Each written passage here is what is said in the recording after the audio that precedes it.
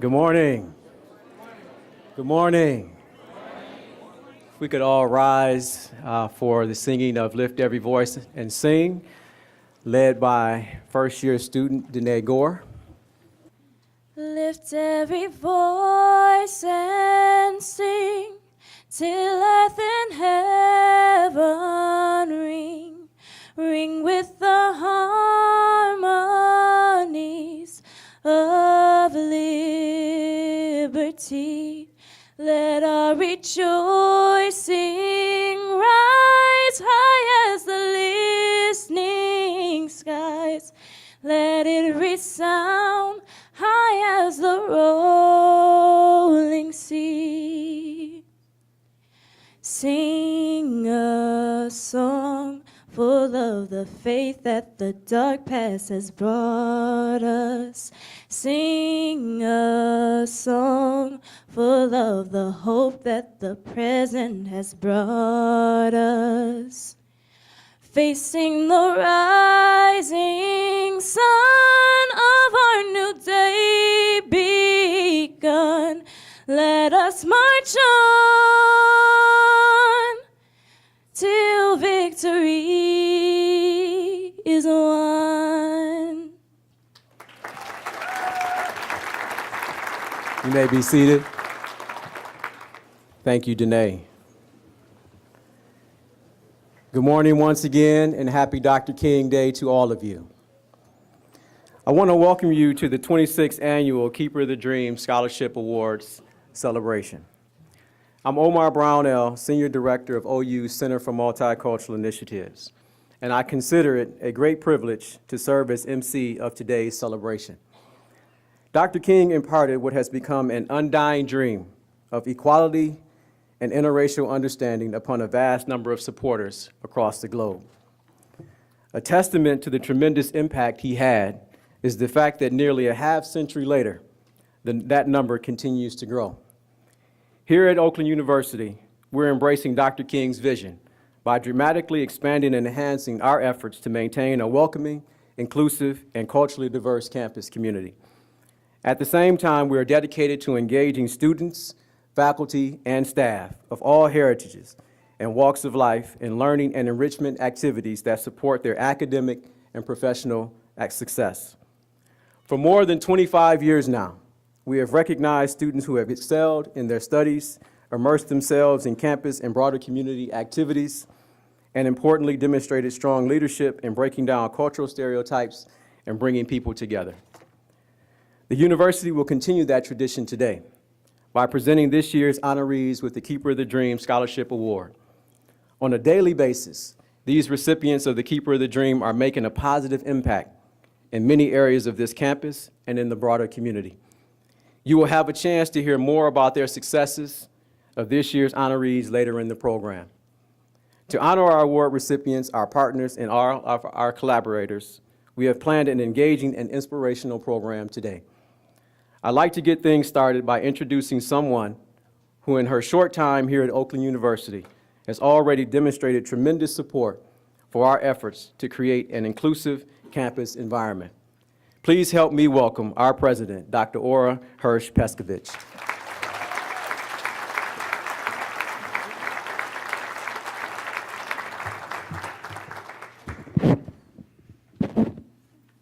Thank you so much, Omar. And thank you also to all of you who have taken time from your very busy lives to help us make this event such a very special occasion. So I would like to begin my remarks by trying to explain to all of you how very special and how moving and how very meaningful it is for me to take part in today's special occasion. My father, Rabbi Richard G. Hirsch, was a very close friend of Dr. Martin Luther King, and he was an ardent supporter of his vision. And from early in my own childhood, I have many vivid memories of the two of them working together in the fight for racial equality, human rights, and social justice. I personally remember being a 7-year-old child at the March on Washington. And I remember when my father got a call from Dr. Martin Luther King asking him to board a plane to go to the march in Selma, Alabama. And I remember when Martin Luther King was killed and my father was asked to give a eulogy for Dr. King in Washington, D.C. And I remember when President Johnson asked my father to come to the White House to receive one of the pens that was used to sign the civil rights legislation that was written by Dr. Martin Luther King and others in my father's office. All of these memories and experiences were cherished ones, and I believe that they built the foundation for much of what I have personally tried to pursue and to accomplish in my own life. The virtuous principles that Dr. King and my father and many other inspirational figures imparted on me have propelled my own desire to create positive change in the world. And this is why I am so honored and so excited and so proud to have become a part of the Oakland University community, and why I am so very pleased to be with all of you here today. I consider it a great privilege to become affiliated with each one of you, as well as with the wonderful work that all of us are doing together to advance diversity, equity, and inclusion. In fact, to join a community that takes the mission of equality as seriously as Oakland University does was high on the list of compelling opportunities that brought me here. And it is with heartfelt gratitude and collegiality that I look forward to working with each and every one of you to continue broadening understanding, communication, and collaboration between people both within and connected to our community. I look forward to demonstrating both through our convictions, but much more importantly, through our actions, that we can give substance to the dream that Dr. King so eloquently articulated. And this means finding the courage and the determination to reach outside of our comfort zones, outside of our fears, to challenge and overcome our reservations. Indeed, as Dr. King so eloquently expressed, an individual has not started living until he can rise above the narrow confines of his individualistic concerns to the broader concerns of all humanity. And so this means that we, as an institution, as adults, and as leaders in education, and as those who train and prepare the leaders of our shared future, must continue to embrace the policies, the practices, and the perspectives that allow all people to enjoy an equal opportunity and to be judged solely by the content of their character. Most importantly, it means that we must be vigilant in our commitment, not just today, or not just this month, our African American Celebration Month, but in every minute of every day. Dr. King didn't fight for justice only between the hours of 9 to 5. He didn't take a spring break from advocating for civil or human rights. It was a lifetime commitment for him, because there is always more to be done in the pursuit of justice and the fight for equality.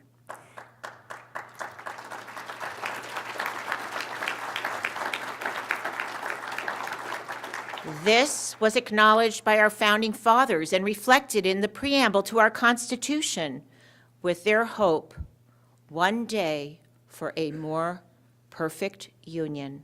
And so I am confident that as we honor our students today, it will inspire us to hold firm to our objectives and remain diligent in our efforts.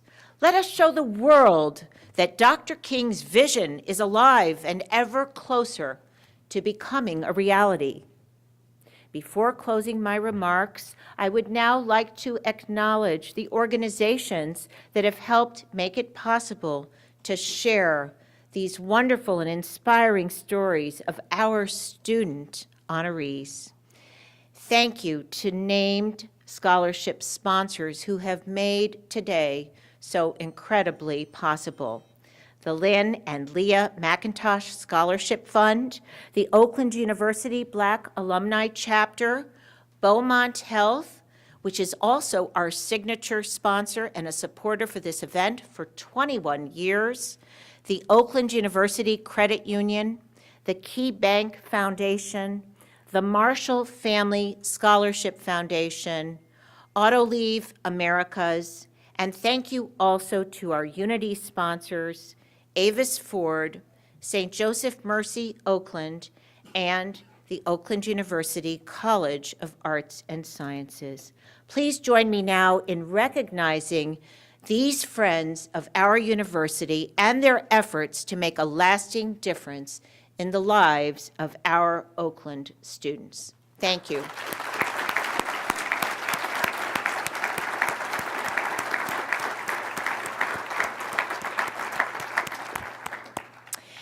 I'd also like to acknowledge a number of special guests in our audience today. Oakland University trustee, Marianne Fay.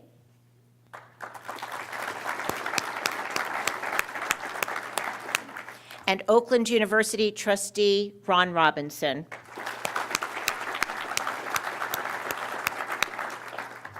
Thank you so much for participating in our celebration today.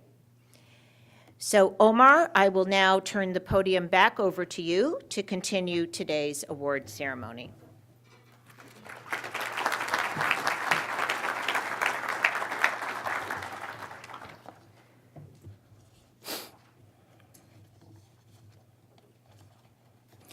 Thank you, President Peskovich, for those very moving remarks. Please know that we're equally delighted that you have enthusiastically joined Oakland University in our efforts for diversity, equity, and inclusion. It is now my pleasure to begin the presentations of the 2018 Keeper the Dream Scholarship Award to 7 deserving students. We will begin with the Marshall Family Scholar Foundation Keeper the Dream Scholarship. Lakeisha Mitchell.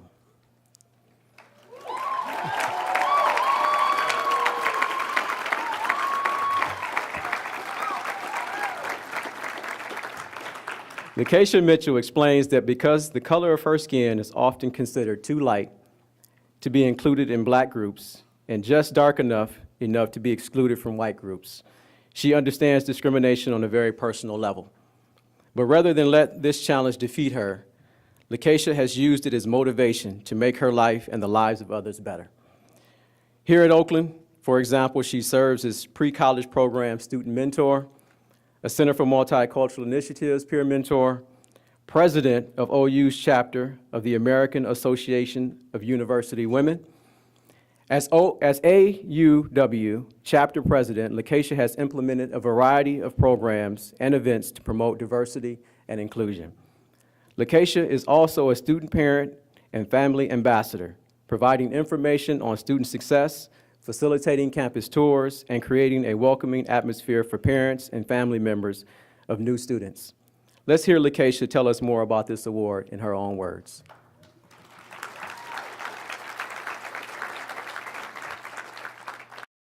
Receiving the Keeper of the Dream Award is an incredible honor, and it is a chance to start important conversations about social justice on our campus.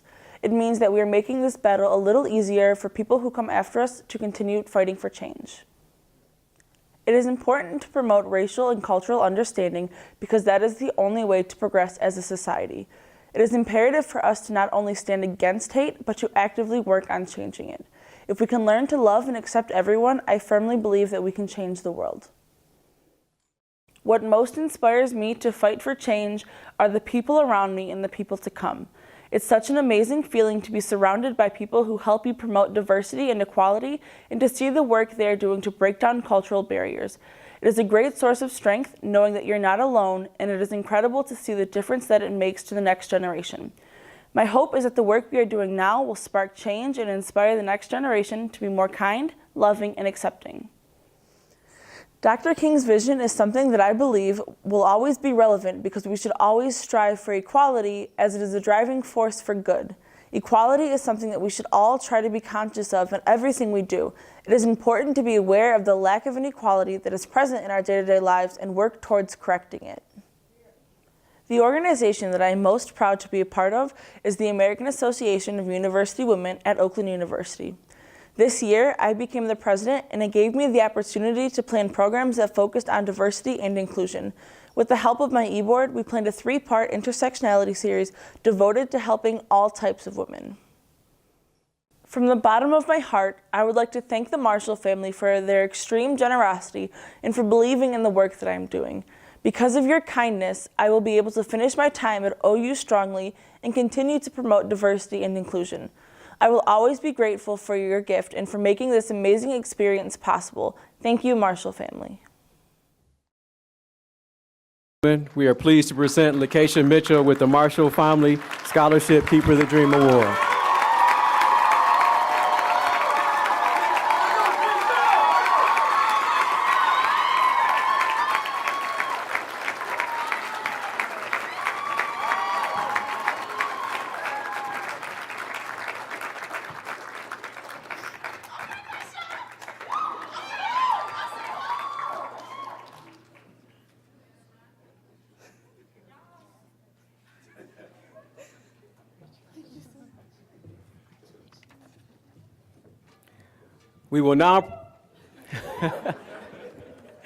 We will now present the Lynn and Leah McIntosh Keeper of the Dream Scholarship Award. Blake Walton.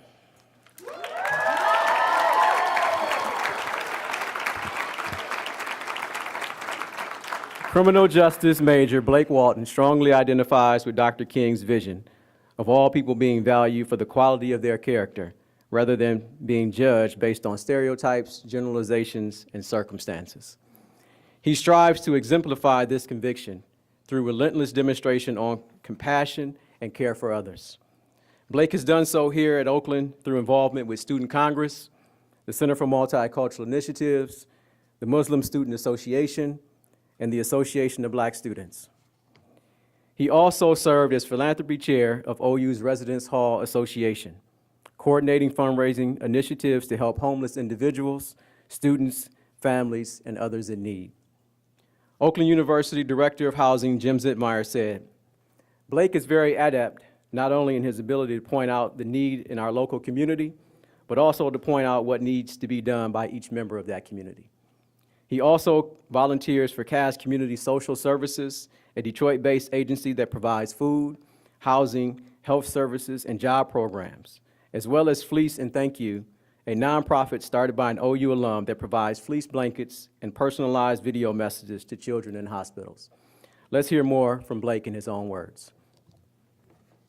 The Keeper of the Dream Award demonstrates to me a continual legacy of leadership that goes beyond the classroom. This award is about developing an understanding of all people and promoting unity amongst an entire community. The origin of this award was manifested due to injustices towards individuals. Their courage feared no consequence to change the world. Promoting racial understanding is important to me because no individual in this world should be represented by generalizations. Individuals shall be defined by their actions and character. I believe that life is about understanding others' perspectives, and once we develop empathy towards each other, the barriers of stereotypes will be shattered. I am inspired to break down cultural barriers because of the historical figures that paved the way before me. The demonstrations of leadership from Dr. Martin Luther King Jr., Muhammad Ali, Barack Obama, and now Colin Kaepernick during times of inequality are inspirational. These legends feared no consequences. They chose to stand up, sit down, or kneel for what is right. Their impact provides me the courage to break down cultural barriers. Dr. King's vision of equality is still relevant today because each person in this world is not represented and treated equally. Dr. King showcased that individuals can rise beyond their concerns and give light to the greater concerns of humanity. Dr. King demonstrated to all that his will to stand up for equality would not be limited due to society's unjust limitations. I am proud being a part of the Center for Multicultural Initiatives. The CMI has been a part of my entire collegiate career, teaching me the goals of inclusion and diversity on campus. Secondly, I am proud of my time working for the Residence Halls Association as the philanthropy chair. This opportunity provided me the platform to coordinate charity events that helped individuals in times of hardship. We united as a community to generate awareness and donations to help families and individuals in the surrounding area. I sincerely appreciate the Lynn and Leah McIntosh Scholarship for granting me an opportunity to further my education at Oakland University. Thank you. Ladies and gentlemen, we're pleased to present Blake Walton with the Lynn and Leah McIntosh Scholarship Keeper of the Dream Award.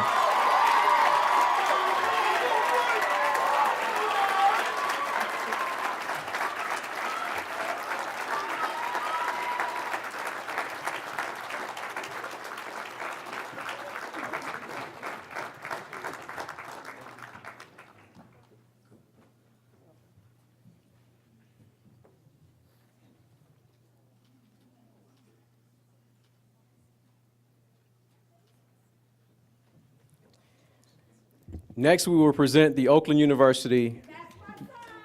Yes, Blake Walton.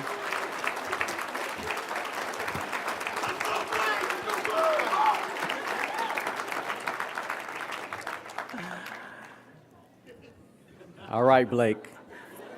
We'll talk later. Next, we will present the Oakland University Black Alumni Chapter Keeper of the Dream Scholarship Award. Kecia Graves.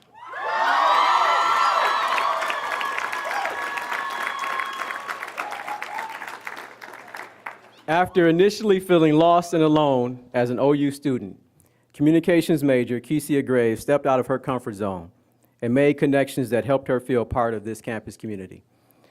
The experience compelled her to help first-year students find their place here at OU. As a core ambassador in the CMI office, Kecia mentors first-year students to make the most of their academic and extracurricular activities. She also served as orientation group leader, pre-college program student mentor, a success coach for the first-year students enrolled in the Emerging Scholars Program. Kecia is a member of Zeta Phi Beta Sorority Incorporated, Feminists of OU, the Circle of Sisterhood, and the Association of Black Students. In addition, she is president of Love Naturally, a student organization that promotes self-acceptance with particular focus on celebrating the beauty of natural hair. Kecia has volunteered at OU's Clinton River Water Festival and off campus has devoted time to charitable organizations including Fleece and Thank You, Humble Designs, and Grace Centers of Hope. Let's hear more from Kecia herself.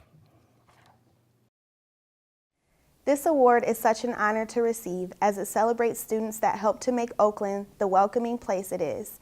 Because this award honors Dr. Martin Luther King, deserving students have a standard of excellence to uphold, as well as an example to set. I'm so incredibly thankful to be recognized as a student capable of both. It also means that I'm now joining an awesome group of students that see the beauty in maintaining a diverse and welcoming environment. It is so important that people feel valued and celebrated. Our differences help us harvest a greater sense of self, and they allow us to have different perspectives. I work to promote racial understanding because the more we understand about each other, the stronger we can stand together, the more we can accomplish, and the closer we can get to reaching our goals. I am encouraged by the many people that came before me who worked so hard to make the life I live better today. Cultural barriers make it hard to see that there is good in all people, no matter how they look or experience life. I will continue to work to break down barriers in my community because those before me worked so hard so that I have the freedom to do so. There is still so much work that needs to be done. Dr. King was a very admirable man that fought until there was visible change. People today are still treated unfairly, and we must continue to work diligently to make a difference in our communities. As an orientation group leader, a success coach, and a core ambassador, I'm able to work closely with first-year students. I strive to be an example by demonstrating how working with different kinds of people can give you an enriching experience. Thank you, Oakland University Black Alumni Association, for granting me this scholarship award. I'm sincerely grateful. I'm excited to continue my work making this campus a more inclusive, welcoming place, and I'm honored to do that as a keeper of the dream. Ladies and gentlemen, we are pleased to present Kecia Graves with the Black Alumni Chapter Keeper of the Dream Scholarship Award.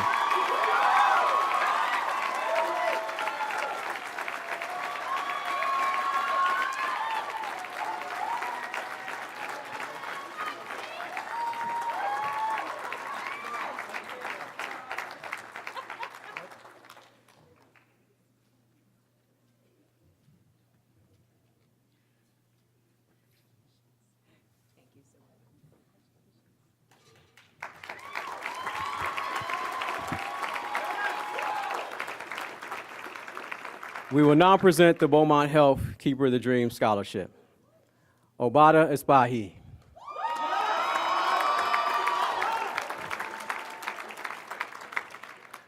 Obada plans to make a career of treating physical ailments, but also has already immersed himself in efforts to help heal social and cultural ills.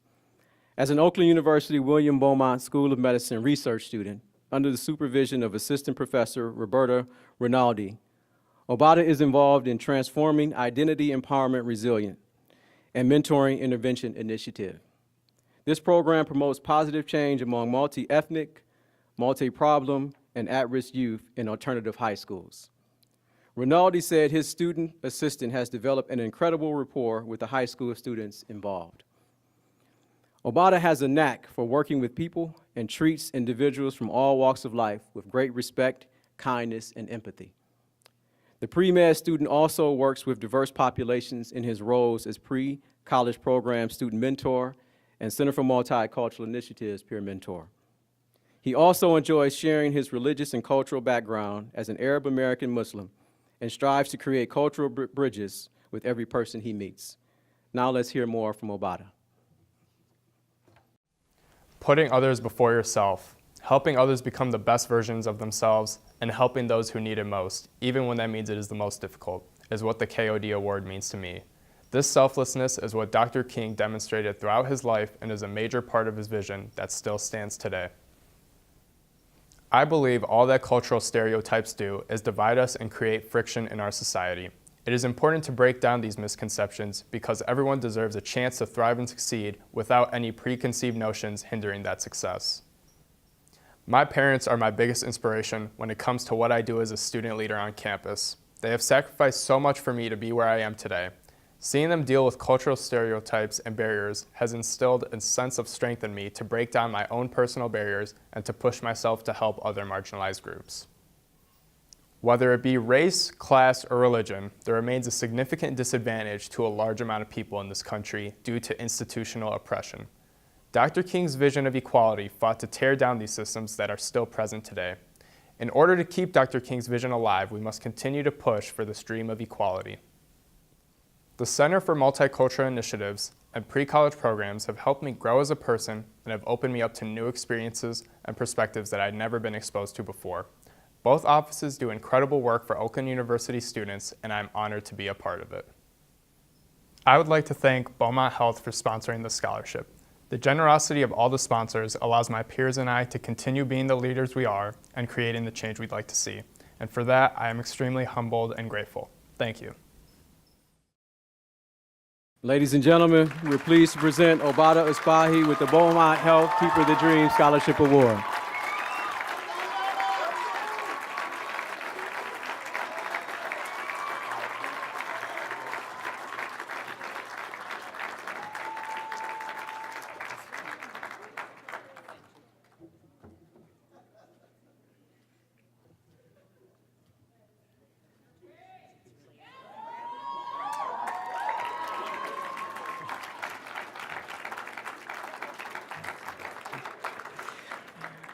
We will now present the Oakland University Credit Union Keeper of the Dream Scholarship.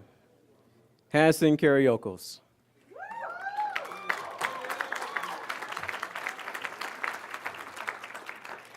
Hanson has built an impressive record of leadership achievements, including serving as a staff member in the Gender and Sexuality Center, treasurer of Oakland's Gay Straight Alliance, a peer mentor in the Center for Multicultural Initiatives, a leadership consultant in the Center for Student Activities and Leadership Development. In each of these capacities, he has worked tirelessly to remedy injustice and create a more inclusive atmosphere for all. The Honors College student and social work major has facilitated programs as the Coming Out monologues, which gave people the opportunity to voice struggles they had coming out as members of the LGBT community. In addition to work as a desk attendant for the university housing and serving as vice president of OU's chapter of the National Residence Hall Honorary, Hanson volunteers at Sandcastles, a nonprofit that provides grief support to children and families. Our honoree will now offer us additional insight on why he is inspired to do work that he does. I am proud to be a recipient of the Keeper of the Dream Award. It shows my hard work and determination for providing inclusion to everyone on campus. Receiving the Keeper of the Dream Award also lets other individuals on campus that may be struggling know that they can find support and an ally in me. I care about the equality and equity of others. I want success for myself as well as other members of the LGBT community. I also want to see my peers of different racial backgrounds continue to rise up against oppression. I believe society is only hurting itself when it is deprived of the knowledge of other cultures. Working for the Center for Multicultural Initiatives and the diverse team has been a very inspirational and eye-opening experience. When you open your mind to cultures different than your own, you open your life to the enriching experiences you may have otherwise missed. By no means is the race for equality over. From the wages women and minorities make to the white man's dollar, to the disproportionate amount of incarcerated black males, the fight is not over. Dr. King came a long way to make the world what it is today. With this foundation, we can expand and promote what it truly means to be inclusive. I am proud to serve the Center for Multicultural Initiatives throughout my time here at Oakland University and appreciate the trust they have bestowed on me to help shape college students firsthand. I aim to continue fostering diversity and inclusion in every aspect of my life.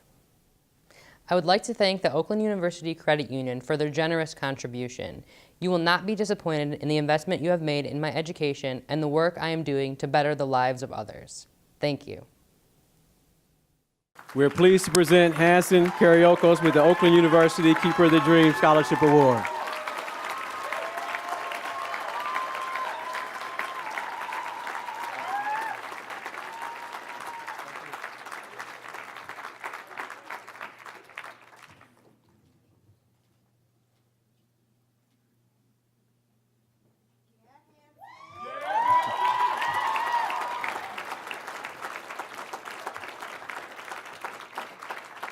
We will now present the KeyBank Foundation Keeper of the Dream Scholarship.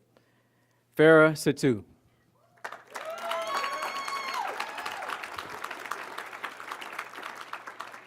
Biology major Farah describes her trip to Nicaragua with Oakland University Global Medical Brigade's chapter as an enlightening and transformative life experience, particularly in terms of how it changed her ideas of diversity and cultural understanding.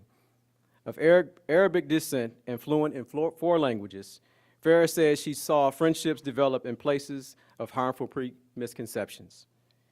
She has had similar experiences as co-founder of Oakland University's Pre-Medical Volunteer Society, a student organization that focuses on serving the underprivileged, adults and teens with autism spectrum disorder, children with disabilities, and hospital patients and their families. In one case, she helped a friend overcome negative preconceptions about the homeless and became a regular volunteer serving meals at Grace Centers of Hope in Pontiac. Farah Professor has noted her ability to bridge the divide between people with differing views and experiences. Let's watch Farah explain what being recognized during today's event means to her. The Keeper of the Dream Award means having the courage to promote racial, cultural, and religious understanding. It also means being a leader who breaks down and discourages stereotypes while working to achieve Dr. King's dream. Given the current political and social climate, it is very important to me to work towards being a voice that promotes racial understanding. Dr. King once asked the question, "What are you doing for others?" Although I don't face many of the problems that others do, I find it important to answer Dr. King's question by joining hands, showing unity, acceptance, and respect towards others. My parents and grandmother have inspired me to be the bold, friendly, and ambitious person that I am today. As immigrants who suffered through a long 3-year and 14-country journey of tears and fear to escape oppression, they have taught me that every encounter you have can make an impact on someone's life. They have stressed the importance of staying humble and helping others as often as I can. Although we have come closer in uniting our diverse society, we see that the stereotypes and prejudice have not been completely eradicated. However, with passion and effort, we continue to come closer to bridging the knowledge gaps that people have about groups that are different from them and achieving justice and equality.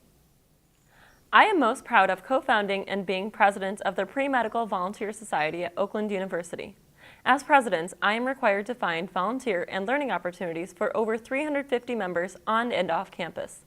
I have been able to immerse our members into many different groups from all walks of life. This is important to me, as members of our organization are the future physicians and leaders of the medical field, which means that they need to be able to treat anyone. I would like to sincerely thank KeyBank Foundation for your generous donation in making this scholarship possible for me. Your contribution shows support for Dr. King's vision and inspires me to continue to work toward achieving his vision. This scholarship will allow me to continue to make a positive impact as a graduate student at Oakland University. Ladies and gentlemen, please join me in thanking and congratulating Farah Satu with the Keeper of the Dream KeyBank Foundation Scholarship Award.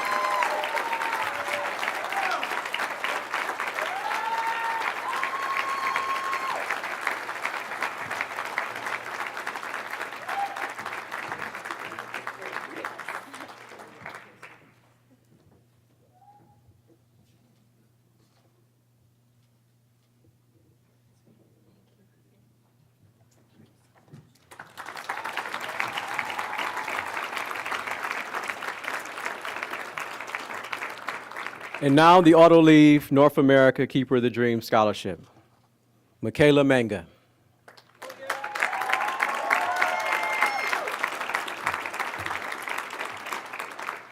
Born in Italy to Albanian parents, Michaela has pursued a passion for sharing her international roots while learning about the cultures and traditions of people throughout the world. Here at OU, for example, she has been a leader in the Italian Club and Albanian American Student Organization. Caterina Pierre, a special lecturer in Italian, said of Michaela, "I believe that these international roots are part of the reason why she is such a skilled mediator and a compassionate woman, full of love for others no matter their race, heritage, or social status." Michaela traveled to Nicaragua with OU's Global Medical Brigades chapter and cherished the opportunity to work alongside medical professionals providing care to those in need. Here on campus, she enjoys working as a conversation partner for students in OU's English as a Second Language program. If you will focus your attention to the screen, you'll hear more from Michaela in her own words. The Keeper of the Dream Award is a recognition of the work that I'm passionate about. It is also a way to keep the legacy of Dr. King alive. This award encourages me to continue breaking down cultural barriers, following my dreams, and hopefully inspiring others to do the same. Breaking down cultural barriers and stereotypes is important to me because it promotes kindness, compassion, and it gives people an opportunity to discover new things about the world they live in and the people around them. No one should ever feel like they don't belong anywhere. We can never truly be happy or at peace until we are united as a people. The people that have inspired me my whole life are my incredible parents, and I'm forever grateful. They have always been strong, kind, and hardworking. No matter what life has given them, they have found a way to make it work. They have always guided me to be kind and loving to everyone and encouraged me to use my faith in God and the legacies of others, like Mother Teresa, as real-life examples of how to live my life. As a society, racial equality is something that we struggle with. Dr. King's example shined a light on the path to equality, and that path continues to direct the progress we see today. We will always need leaders like Dr. King to guide future generations toward understanding, planting the seeds of change, and believing in ourselves and others. I am most proud of my time on the e-board of the Albanian American Student Organization and the Italian Club. These organizations make me feel accepted and welcomed, and the fact that I can do the same for others is so rewarding. They are the perfect platforms for me to expose others to the beauty and uniqueness of the cultures and people. We are able to celebrate both our differences and the things we have in common. Autoleave, thank you with all of my heart for allowing me to receive the honor of this award. Your sponsorship calls attention to the great work of Dr. King and inspires the students to look back at his message and continue working towards a better and equal tomorrow. We are pleased to present Michaela Manga with the Autoleave North America Keeper of the Dream Scholarship Award.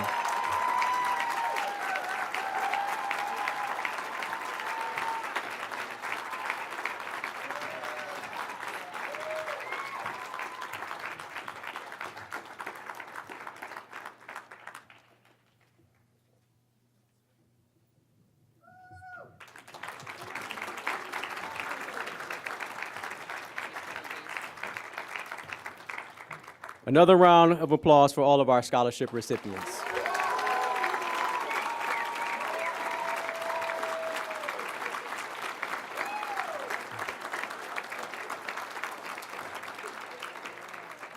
They are exceptional in their accomplishments, and we're very happy to have served you and continue to serve you here at OU. There's a lot of emotions you're not seeing back there. In this front row, a lot of tears, and y'all trying to get me to break down a little bit, seeing all the parents and family members in the front row. But it is truly exceptional to see these young people strive for the greatness that they have. At this point in today's presentation, I am pleased to introduce our keynote speaker. Emmy Award-winning broadcaster Ed Gordon is widely known for his hard-hitting, inspiring, intelligent, and honest interactions with prominent political, athletic, and entertainment personalities. Among these have been Presidents Barack Obama and Bill Clinton, Oprah Winfrey, Beyonce, Denzel Washington, Jamie Foxx, Halle Berry, Kevin Hart, Idris Elba, Michael Jackson, Minister Louis Farrakhan, and on and on. Gordon is host and executive producer of Ed Gordon, an hour-long quarterly news magazine on Bounce TV, to which credit the program garnered nearly 1 million viewers on its premiere night. He also shares news and perspective on the Steve Harvey Morning Show, Right Now with Ed Gordon, and Weekend with Ed Gordon. He hosted and executive produced the nationally syndicated one-on-one program, Conversations with Ed Gordon. His work has also included anchoring BET's coverage of the 2012 presidential election, Barack Obama's second inauguration, Nelson Mandela's funeral from South Africa, and the 50th anniversary of the historic March on Washington. He has appeared as host of BET Tonight and as an anchor of BET News, as well as contributed to programs including 60 Minutes, The Today Show, Dateline, NPR's News and Notes with Ed Gordon, Our World, and Weekly with Ed Gordon. In addition to all of this, Gordon is president of Ed Gordon Media, a multi-service production company. In recognition of his tremendous work, Gordon has won an Emmy, an NAACP Image Award, and Journalist of the Year from the National Association of Black Journalists. It is my great pleasure to invite our keynote speaker to the stage. Please help me welcome Ed Gordon.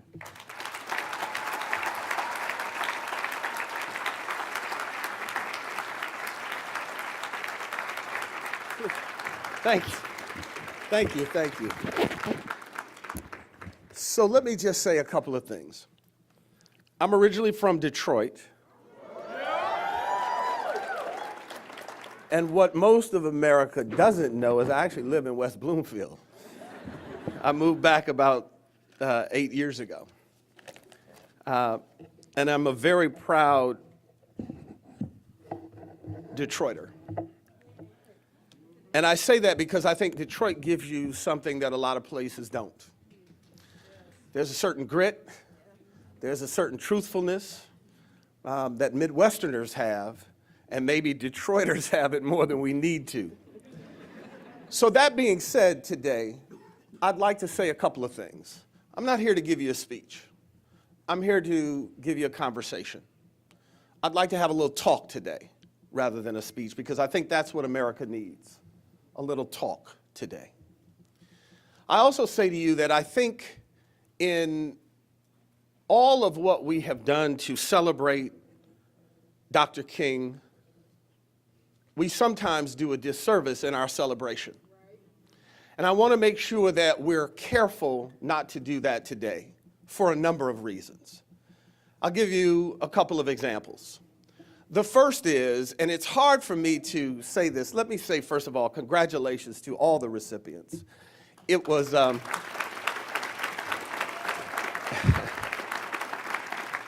this is how long I've been doing this thing. So when I first started speaking at colleges, I was not that far away from actually graduating. So I could really relate to the students because I was only X number of years older. Now, I'm actually old enough to have birthed all of y'all. But I do remember what it was like to be in your shoes and in your seat, and to have the aspiration to want to succeed and the want to make a difference.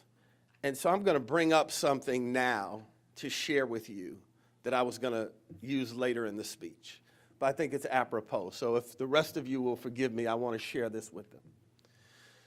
Please understand, particularly those of you who may be seniors, but those of you when you leave, I was encouraged and enthusiastic with all of the support you gave one another and the students behind you, the exuberance that they gave to you.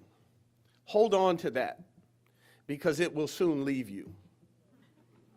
You know, this sense of haters, it's real.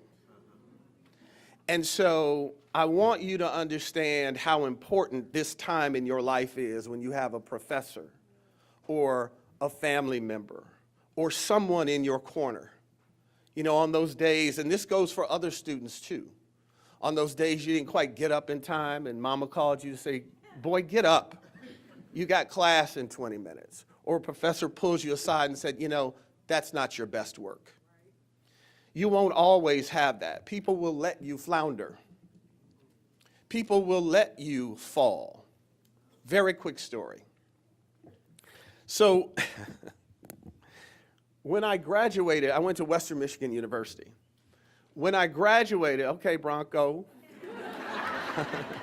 one singular Bronco. When I graduated, I like to say, oh, I took a year to kind of find myself, whatever. I didn't have a job. So a buddy of mine, our job was literally to get up and we threw the softball in front of his mother's house like we had a job. And one day I said to my friend Ted, who later went on to be a police chief, I said, Ted, if we don't stop this, we're going to be 40 in front of your mama's house throwing this softball. So I called a friend of mine, and she was an anchor in Flint, Michigan. And she got me an interview with the general manager, who in fact is the person who hires reporters. So I was ridiculously excited, but all I had to show, because you don't do a paper resume if you're trying to get on TV, you do a tape of yourself. The rub is, if you don't have a job, you don't have a tape for yourself, so you kind of make one. So I had recorded SportsCenter, and I sat on an anchor desk in the studio at Western, and I pretended to be the anchor, and I threw to the highlights, and it was sad, but it was all I had. So I sent it to the guy, and they said, oh, come on up on Wednesday, and you'll be able to sit with the general manager. So in my mind, I thought, this is fantastic. I will soon be hired. They will tell me to go to Lansing and cover state government. CBS will see me. Within a month, I will then be hosting the CBS Evening News. That was the plan. That was my thought. I knew it was going to happen. So I put my suit on. I only had like 3 suits then. I have a lot of suits now. But I put one of my 3 on. I hopped in my Vet. All right, it was a Chevette, for those of you who know. But that's not important, because that's the way I played it, right? You meet a girl, you go, I got a Vet. Anyway, so I drove up to Flint. I'm in front of the office of the general manager, and I've got that kind of nervous energy. My leg is going up and down, and so my friend Liz comes by, and she gives me the thumbs up, and I give her the thumbs up, and I go into his office. And he says to me, so I saw your videotape. And again, in my head, I go, here we go. I don't know how much he's going to offer me, but here we go. So he says, what did you major in? And I said very confidently, communications and political science. Again, I'm thinking, what a combination. So he says to me, well, maybe you should run for office because you will never make it in this business. Exactly. That's what I thought. Not like you need to work on this, you need to do that, put on a new suit, your voice is too high. He just said, you will never make it in this business. So I gathered myself, I thanked him, and I took the 40-minute ride back to Detroit from Flint. So some years later, I'm sitting in the White House, and I'm literally in the Oval Office, and I look over at the desk and I see a phone. And I said, I should call that some right. Hey, how you doing? What you doing? Still in Flint, huh? Me? Just in the Oval Office, man. But my mama raised me better, and I did do that. But I use that as an illustration to say that along the way, there are going to be people who will try to extinguish your dream. Please don't let that happen. Keep doing what you're doing today. And again, congratulations.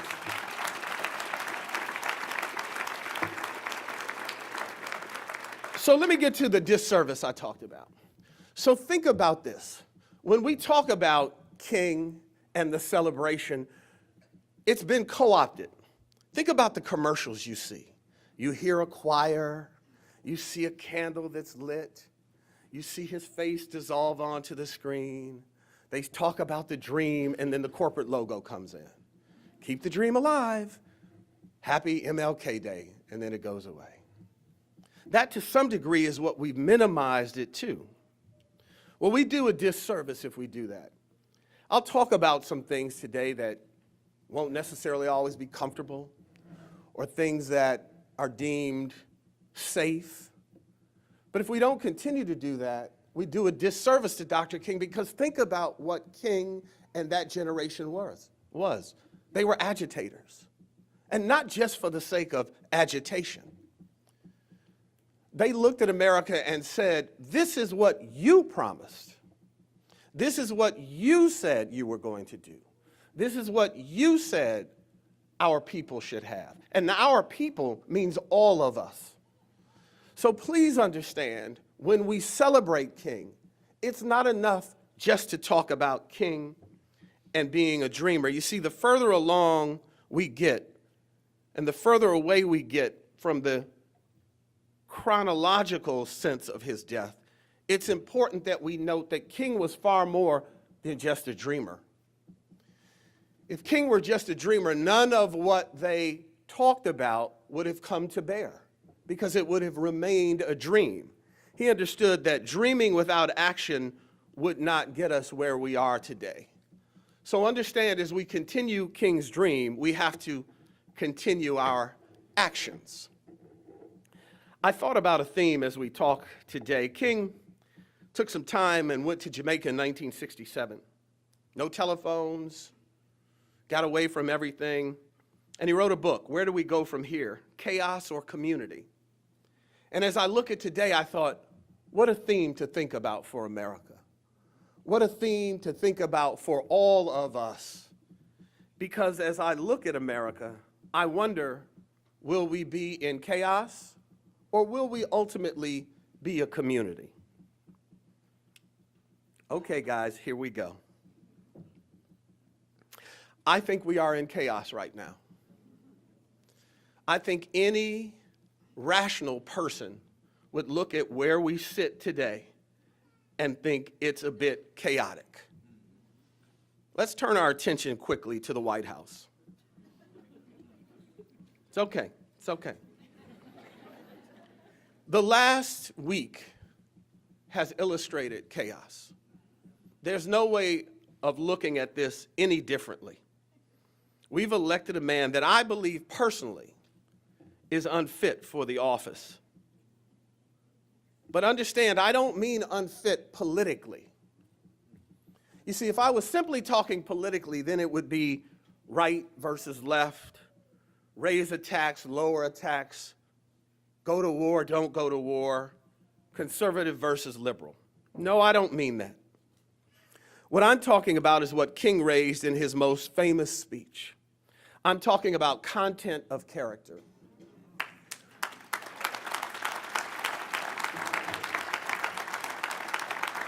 Whether you agree politically or not with this president, you're hard-pressed to say that the content of his character is that we would aspire to, or we would, most importantly, try to teach our children to follow. Look, I'm not one who says everything this White House has done is wrong. If you strip Trump away and you look at the economy, the Democrats would love this economy. You've got Wall Street booming, you've got increased job market, and you can always play with numbers. But the truth of the matter, again, is I'm not talking about politics.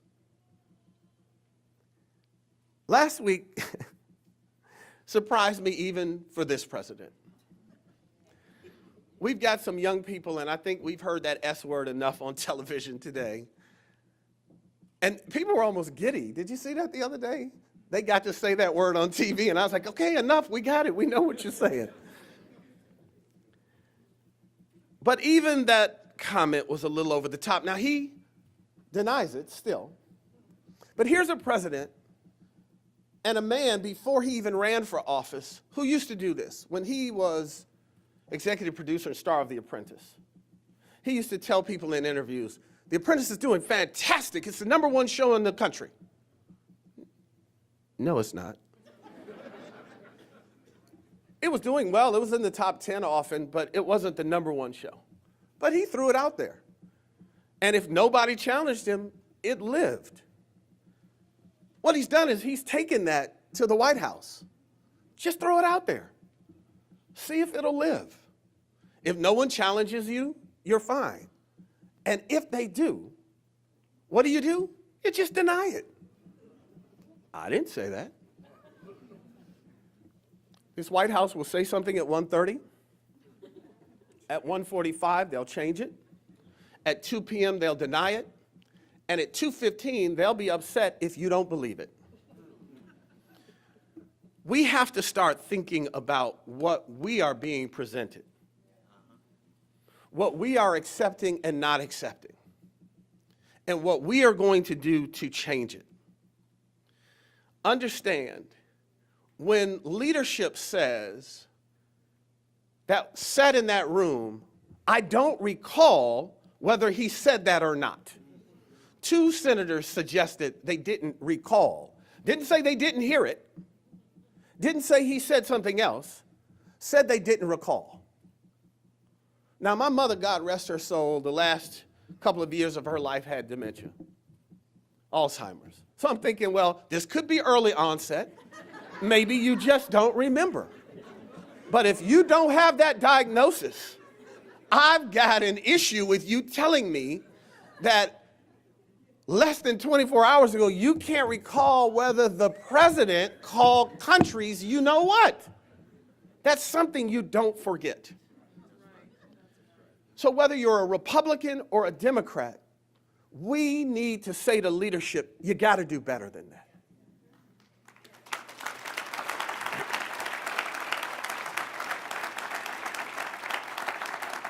Think about the scene we saw the other day, and think about what we want from America. So here was a president who was coming in to sign a proclamation to salute the King holiday. Now, if you listen to him, it almost sounded like he thought he was actually initiating the King holiday. But that's neither here nor there. What the world saw was a president leaving a room with reporters shouting, my buddy April Ryan, first and loudest, "Are you racist? Are you racist?"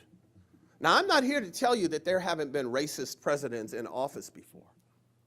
I would venture to say that there have been. But one would be hard-pressed to believe that in 2018, we should have elected a person that would even be a question about. This isn't 1930 or 40 or 60 or 80. This is 2018. And when we think about King's dream and the want to change this country, we have to be realistic that we live in a country that was actually viable for a reporter to shout. That says that for as far along as we have come, there is still a long way to go. And so it's time for all of us to stand up and stop the chaos, make a change, and continue to advance the dream of King. Now, as I said, I've been doing these celebrations for about 30 years now, as hard as that is to believe for me. It is, because I'm 57 now, and I think, when did that happen? I honestly am shocked that anybody invites me to speak anywhere. I still see myself as a little kid on the northwest side of Detroit who, depending on my age, I was either Bruce Lee or Julius Erving. You know, I mean, I still see that kid. But I've lived some since then. And I've been very blessed to meet a lot of great people. But I also understood that some of the most profound and greatest people were not people that we know by name. They were people who are impactful in your lives on a day-to-day. They're impactful in Dr. King's time because they were the soldiers. I'll get to the general versus the soldiers in a minute, but the question I like to ask on this day is, what do you do to honor Dr. King the other 364 days of the year? That's the important question. It's easy to attend this today. It's easy to post a picture of him today. It's easy to say we love one another today. What happens tomorrow, or next week, or in August when it's hot, or when somebody says some off-color racial remark? It was so bad a few months ago that I was in Los Angeles, and there was a white guy in Starbucks, and he was very rude to the young lady who was the barista. And she was very calm, very collected, and he was probably in his 30s. And I was looking at him like, really, dude? That's the way you're treating this young lady? And I told her when he left, you were wonderful. You handled that as best you could. You didn't get... But I also found a tension that he and I had, and we hadn't even spoken. I knew some of that had nothing to do with Starbucks. It had to do with the tension that I felt with a young white boy who was aggressive, and I felt like, okay, dude, I got something for you. And I had to step back and think, I don't even know this guy. Maybe he had a bad morning. Maybe he's a really nice guy. But he wasn't to me at that point. Most of us who are African American in this audience have lived with walking into a room where white folks assume something of you. Now, as light as I am, I don't get the same assumption as a brother who's 10 times darker than I am. And that's amongst us too. So there's some realities that we have to start looking at and not be ashamed to look at them, not be ashamed to bring them up, not be ashamed to talk about them, but really talk about them, really bring them up, and really try to fix them. Because otherwise, what are we doing? If you are of Arab descent and you go to the airport, we all see it. We all live it. And truth be told, I have to sometimes check myself because sometimes stereotypically, whether it's with a woman or a person of a different race or different dialect or different, I have to check myself sometimes because I fall right into that stereotype. And I think to myself, now this is what we were mad about white folk doing to me. And you do the same thing. So it has to be a conscious effort and a conscious thought to say, I've got to better myself. I've got to be better than this. There's nothing wrong with being a little confused at times. I tell my white brothers and sisters, look, sometimes I'm confused with what black folk are doing. I know y'all don't know what's going on. And it's okay. But if we don't have the dialogue, then you'll never know. My wife and my daughter confuse me constantly. And I just chalk it up to being a man. I go, I don't get it. I don't. You know, my daughter used to just start crying. I'm like, why are you crying, baby? I just couldn't get to it. But eventually I had to understand we're different, and that's okay. That's where we need to go. Trump's victory came from his supporters. His message of make America great again for us was a wink and a nod. We knew what that meant. But Trump's victory also came from those who didn't support him. For those who ironically will celebrate King today but didn't vote. So think about this.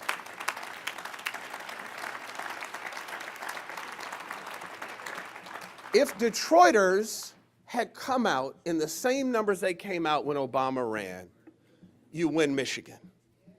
If Philly had come out in the same way they came out, and when I say Detroiters and I say Philly, y'all know what I'm talking about. I'm talking about black folks.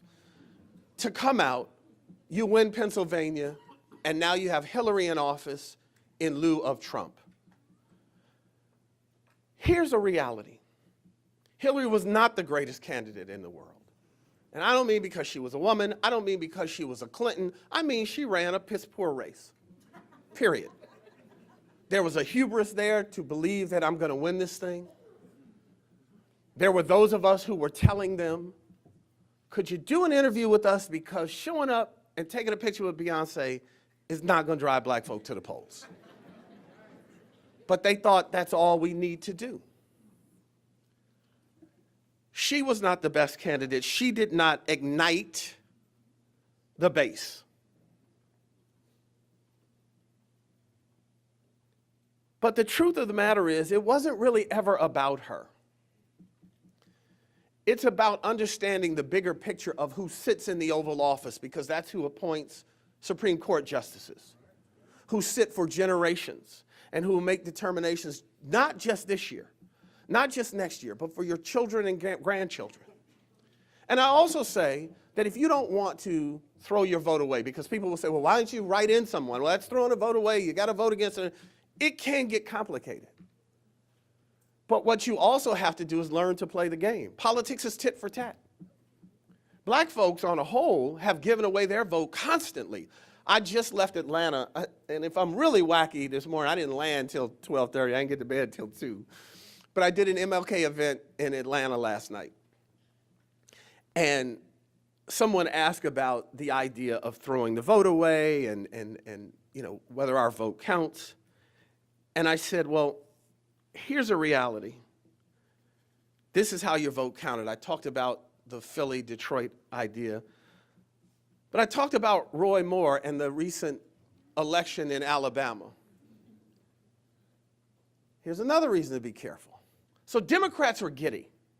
We won Alabama for the first time ever. Oh my God, this is great. I thought, how hard is it to win a Senate seat that you're running against an accused pedophile? How hard is that? Black women, statistically we know now, were the reason that Roy Moore lost. But I asked myself, what are you getting for that vote? The blacks in Alabama, other than the delivery of the candidate every 4 years to your church, and most candidates aren't like Mrs. Clinton's husband, Bill. Bill was comfortable around black folks. So there's nothing more, okay, here's a little secret for white people. We love white people who love us, right?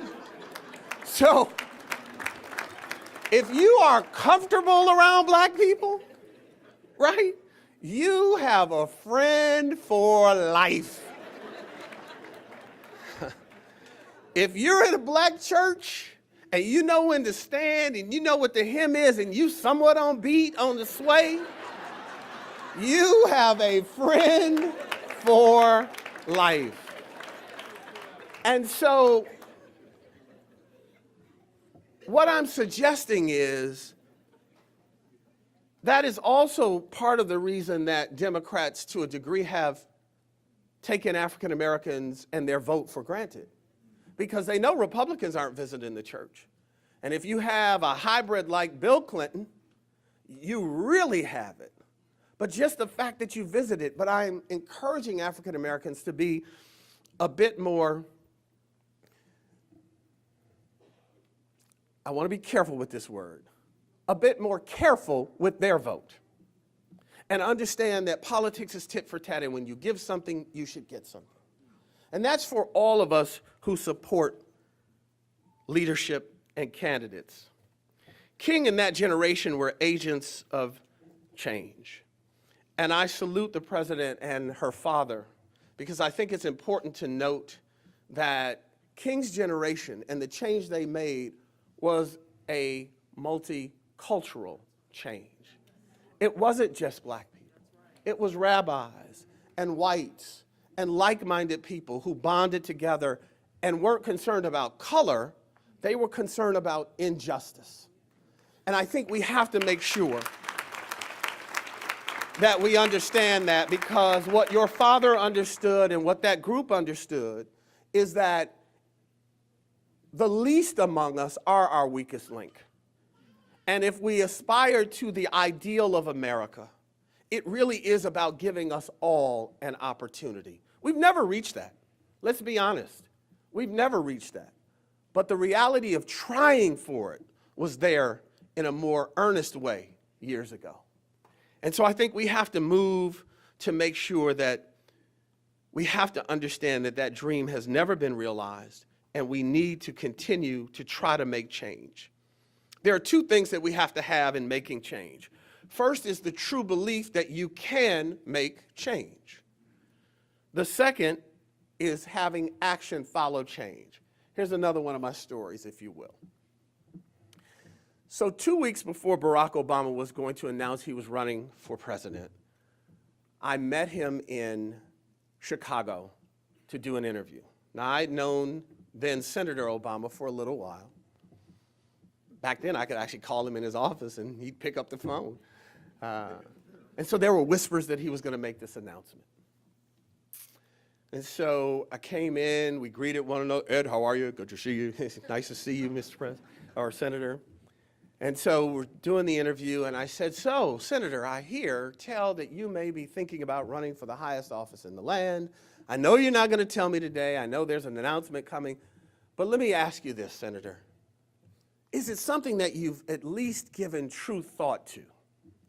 So he goes on to say, well, Ed, you know, if you have that opportunity, you know how people sometimes talk to you and you're not really listening to them?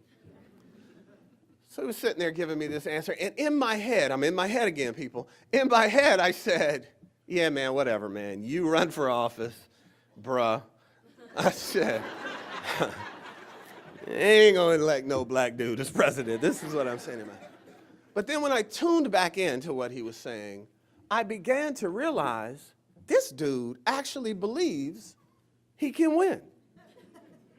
He wasn't saddled with the baggage that many people my age and older had, and that was, I honestly thought I would never, ever in my lifetime.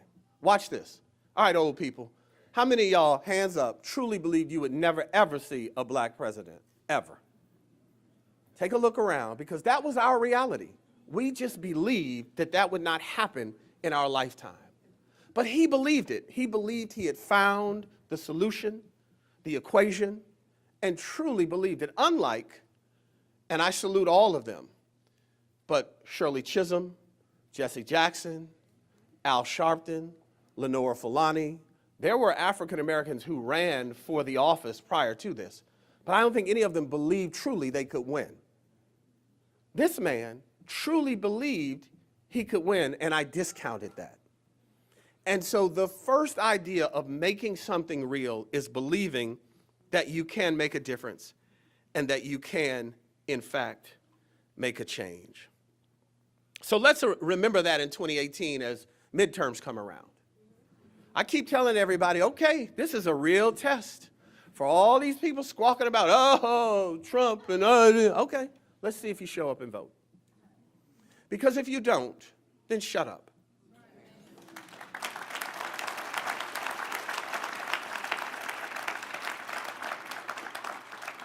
Think about how important midterms are, even though we don't vote for them. The same exuberance that African Americans had for President Obama's first election, the same people who voted and wanted to see that hope and change didn't bother to vote midterms. And so he lost the House, the Senate went away, and therefore, from that point to the end of his presidency, it was hard for him to pass any legislation. So we're about to see if the game has changed for African Americans and like-minded people in 2018. We'll see, in fact, if they go to the polls and start to make a difference. Your vote does count. I'll give you just a quick reinforcement of that. Think about what we've seen over the course of the last couple of weeks. In Virginia, they had to flip a coin in the state house to determine whether Democrats or Republicans would hold the majority. Do you really want your legislative life determined by picking a name out of a hat? Because that's how they decided that election. We have to understand how important it is to go out. Here's another bit of chaos that King and his soldiers faced decades earlier that we still face today. And here again becomes a perspective. Black Lives Matter has become, I believe, perhaps, and this is arguably, the most engrossing movement for African Americans since the Civil Rights Movement. Yet we haven't involved ourselves in all aspects of confronting that. Think about this. Trayvon Martin, Michael Brown, Sandra Bland, Eric Garner, these are all names that most of us have come to know. And unfortunately, we've known them because they were killed by law enforcement. Years ago, you could throw names out like Amadou Diallo, but it was few and far between when we heard those names. Now it's become so commonplace. Philando Castile, his death was literally put up on Facebook. It has become so commonplace that you can eat dinner and think, oh, that's horrible, and continue to eat your dinner. You're not so upset that you push your plate away and say, oh my God. It has become literally an everyday, every week, every month occurrence that doesn't surprise us anymore. And this changed the game. Because the truth of the matter is, all of a sudden, police didn't go crazy and start killing black folk lately. It was simply that people tended not to believe those that said they treated us a certain way, including black people. So you young people, well, maybe y'all saw Straight Outta Compton, but NWA was a group that was on that early wave of what we called gangster rap. And they had a song called F the Police. And if you don't know what that means, then sorry, I can't say it. But if you do, you get the gist of it. There were even middle-class black folk who were upset by that. I said, don't say that. Why are you saying that? Police aren't that bad. Come on. We didn't believe what they were saying. We didn't believe that it could be that bad. Even when you saw the Rodney King video, and again, I start to understand how long I've been doing this. Sometimes I got to explain who Rodney King is. But I won't take that time. Google him if you don't know, if you're too young again. And look at the video. Because that was captured by a camera, because everybody didn't have these smartphones. But now we were able to see what was going on. You couldn't say, well, maybe it happened, or maybe he drew a gun, or maybe, no, he was running away, and you shot him. And this shouldn't be an issue for just black folks. Because one day, it's going to be a little white kid running away, and he's going to be shot. Think about Columbine High School and the change in America once they saw it happen in a suburban high school. Black folk had been shot in urban schools for years.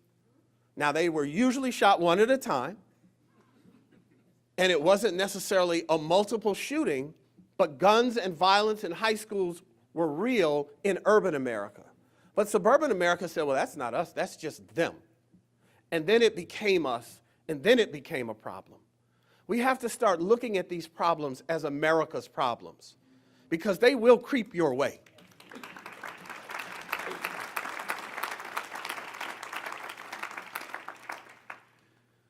So as I think about Black Lives Matter, I think about what we should be doing. Take a look at Ferguson, Missouri, and the death of Michael Brown.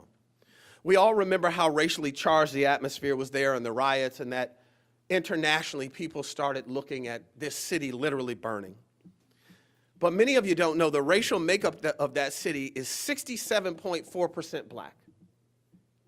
And then when you think about Bob McCullough, the controversial prosecutor who took it to the grand jury, didn't indict the police, he'd been involved in controversial racial issues in cases long before this. But the rub is, this man isn't appointed, he's elected. Since 1991, he had been elected in a city that was now 67.4% black. And that had nothing to do with white people. That's black folk not voting a person they have issue with out of a position. So it isn't always them against us, the man holding me down. Sometimes it's us. And we have to start thinking about that. Conversely, for whites, I often say, so when is the race card real? I argue with a lot of white folk on television. So you're always playing the race card, you black people. I go, well, when is it real? Give me the one time you thought it was real. Well, there was, and then there, well, I don't know. Just statistically, it had to be real at some point. So I say to us all, let's look in the mirror and see how we can do better. Action. It's up to all of us, including our leaders. King and others in the 1960s did far more than just talking about it. They actually inspired people to get out. They had plans. Much of today's leadership, black, white, or otherwise, I think needs to take a look in the mirror because I don't see plans. I see a lot of press conferences. I see a lot of talking. I see a lot of arguing, but I don't see plans. You talk about your father receiving calls from King. I've gotten to know many of those soldiers over the years, Dr. Lowry and Dr. Abernathy before his death and others, and they often talked about the stages of planning what they were doing. Often we are creatures of our time, and so our leadership are creatures of this time. Black leadership in particular, but leadership in general, often now is simply Facebook leadership. I can't tell you how often I see our leaders worrying about, do I have a VIP spot at the Essence Festival? Or just holding a press conference, or taking a picture with a celebrity to put on their Instagram. That's okay. We're all human. We all like to stand next to, I saw you had Common here a few years ago, or Oprah. That's great. I've done it. I got my pictures with all of those folks. But the truth of the matter, if you deem yourself a leader, and often it's deeming yourself a leader now, because you don't necessarily have a huge following, except maybe on social media. If you're going to take that mantle, then you need to produce more than just a picture on Facebook or Instagram. I need to see a plan. For literally 30 years, I've been hearing about the black agenda. For 30 years, I have been part of town hall meetings that were supposed to be putting this black agenda together. I keep asking now, where's the black agenda? What is the agenda? Where is it? What are we doing? For 50 years, we've been talking about the legacy and brotherhood of King, yet we're as divided today as almost we've ever been. Where is this sense of really knowing what this legacy is about? It's incumbent upon all of us to look in the mirror. So let's be crucial and critical as we look at our leadership. I don't think King would not have had an Instagram if he were here today. He certainly would have been on Facebook. He had an ego. He loved celebrity. But he also understood that the goal was bigger than the celebrity. And that's what we have to convince our leadership of today. I don't think they believe that. I think they believe that the idea of celebrity is bigger than the goal. I keep saying it's fine to have a press conference after the death of the next person, who's been killed by law enforcement. But what are we doing to stop the next death of a person killed by law enforcement? And then I say that as critical as I am of leadership, they do more than most of us. So I say, turn the mirror back and say, what am I doing? What am I willing to sacrifice? What am I willing to put aside? Take the Montgomery bus boycott. They stayed off buses for a year. A year. Walked to work, found ways to carpool.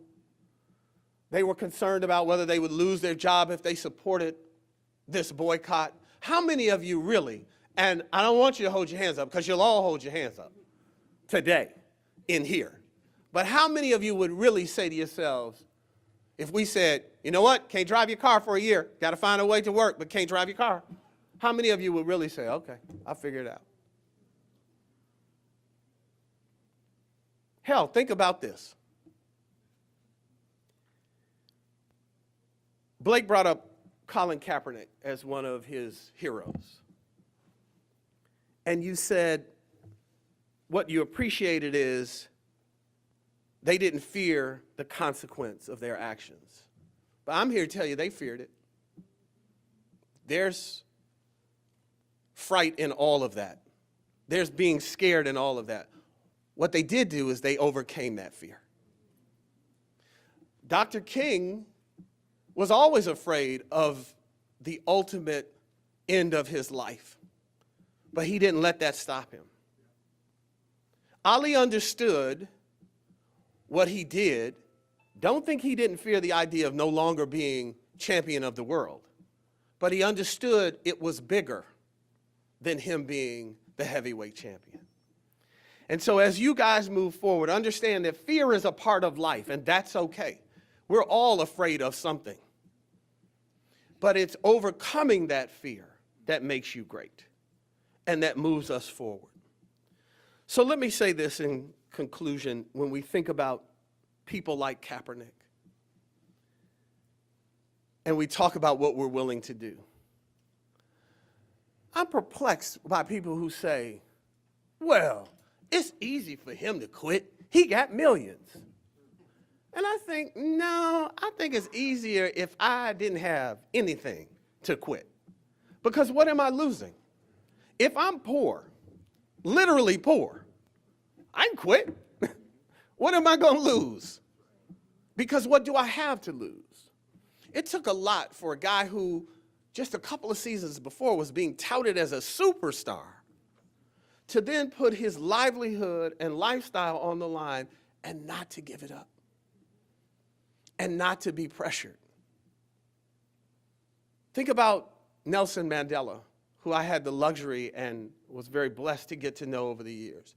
Here was a man who spent almost a quarter of his life in jail because he said, no, this is bigger than me.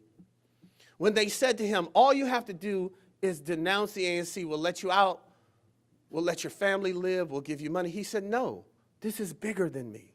But he feared it every day he was in jail. But what are we willing to do? So as we move to this legacy of what King meant to us, let us all ask ourselves, what are we willing to do? The great Marcus Garvey said, if you have no confidence in self, you are twice defeated in the race of life. With confidence, you have won even before you've started. So I ask all of us in this room to have a little confidence when we leave today. Confidence in that we can make a difference, that we can make a change, that we can make this world and this country better. So as you reflect on King today and in days to come, and as you review the years that have gone by, be committed as King was. Take on the challenges that he took on in your own way, whatever they may be. You don't have to serve on a picket line. You don't have to go to jail. You don't have to put your life on the line. But there are ways to serve and make a difference. Find that way. Devote yourself to making our world better. Give yourself a chance to make a change and understand that the change starts with you. And I say this lastly to all of the students in here. It goes back to that hater thing. There's an old African proverb that I'd like to share with you, and I want you to think about this as you move forward when I talk about you not getting help. I'm working on a special right now, and it's called Am I Black Enough for You? And in our community, there's this sense of what we call, here's another insight for all our white friends, the black card. Do you have your black card? There's certain things, we always say we're not a monolith, but there's certain things we expect black folk to know and understand and deal with. And if you don't sometimes, we kind of look at you what we call side-eye, like, what's the deal? Like Clarence Thomas got his black card taken away, right? Omarosa. It's what? I didn't say she got it taken away. I think it's been revoked, though. I don't know. But I simply say this. Whatever you do, whether you're atypically black, authentically black, atypically female, whatever your gender, your sexual orientation, whatever it is, live it for yourself. There is an old African proverb that says, it's not what you call me, it's what I answer to. And so as you go out in the world, just remember that and be proud of what you answer to. Thank you.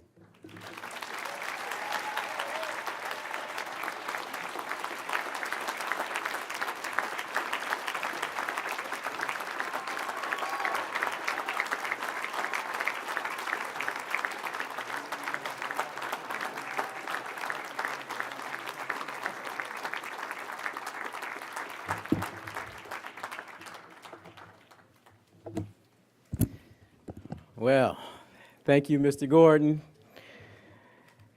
As you all know, what we typically do at the Keeper of the Dream celebration is to take our Q&A. But because we're short on time, what we're going to do is invite those of you who wish to ask Mr. Gordon questions. We will have an opportunity to do so in the lower level at the food court immediately following this event. Our African American Celebration Month kicks off with the opening ceremony, and we'll have a month-long event. Some of those activities are listed in your program today. And there's also a website listed for additional programs that are not in the program brochure. Ed, on behalf of the students and faculty and staff here at Oakland University, we're deeply grateful for your time here with us, and thank you again.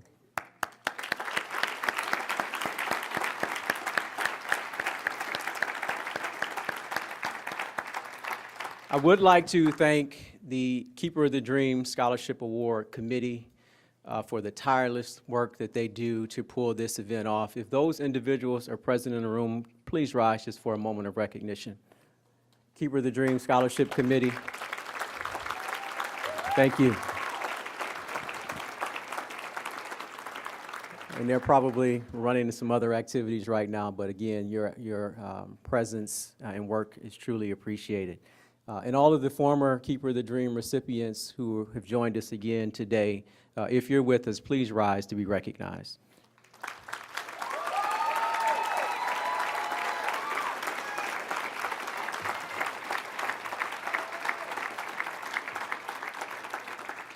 And I will say it has been an honor for me to continue to be a part of this event and its ever-growing legacy. I would just say, in closing, to be resolved on this day and all days, to be yourself. All of the accolades that the students have received today is important, that we recognize each other. But to ourselves, the greatest message is the one that comes from self.